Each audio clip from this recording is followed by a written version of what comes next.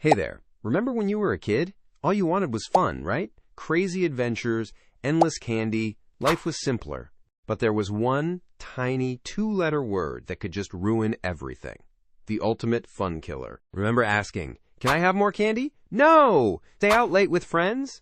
No! Wear my superhero costume to school? Definitely no! It felt like pure rejection.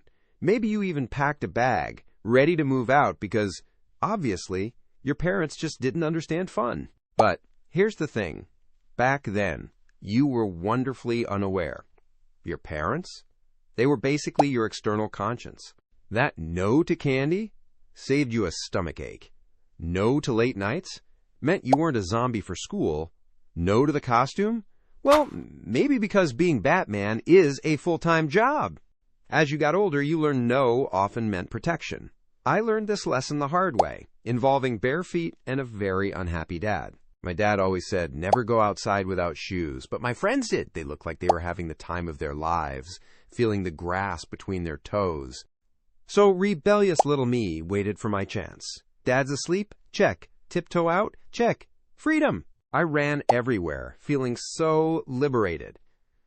Dad just doesn't want me to have fun, I thought. Wait till I tell him how wrong he is. Then, bam! Stepped right on a sharp rock. Blood everywhere. Pain, yes, but also dread. Dad was gonna find out. I tiptoed back, opened the door, and there he was, calmly looking right at my feet. "Son," he asked, already knowing, "did you go outside without shoes?" I mumbled, "No." Big mistake. My punishment? Writing, "I will not go outside without my shoes on 200 times. With a bloody foot. That Saturday morning taught me something valuable. Sometimes no, whether from others or yourself, is actually the better option. It's protective. Think of it this way. Yes is like your sword. You use it to charge forward, seize opportunities, make things happen. But no, that's your shield. It protects your time, your energy, your values. It deflects things that aren't right for you. The trouble is, wielding the sword of yes feels heroic. But picking up the shield of no, that feels like rejection, like letting someone down. Nobody wants to reject a friend, a loved one, or a seemingly great opportunity. And we definitely don't like being rejected ourselves. So you see a lot of yes people out there. But think about the truly impactful figures. Mandela, MLK, Steve Jobs. Were they always saying yes? Jobs himself said he was just as proud of the things his company didn't do as the things they did. That's the shield in action.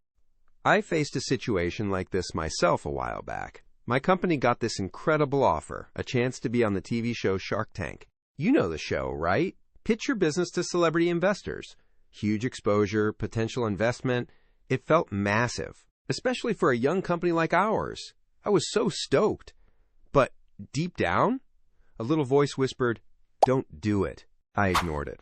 Of course I did.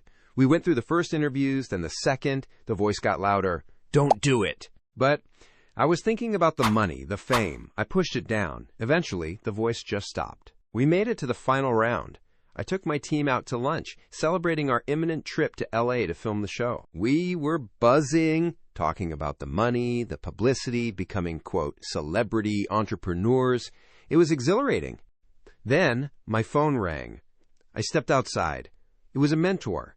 She could tell something was off in my voice. She simply asked, "What does your heart tell you to do?" Silence.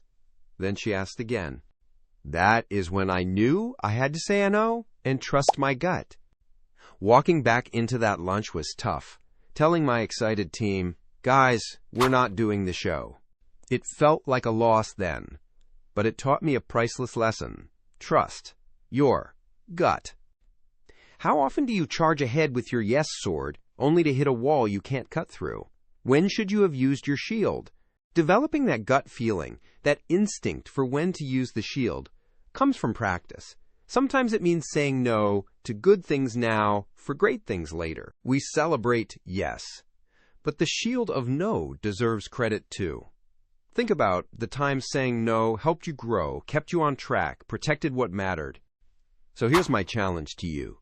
Next time you say no or feel the urge to, pause. Ask yourself, am I just closing a door? Or am I actually protecting my path and maybe, just maybe, opening a door to something even better down the road?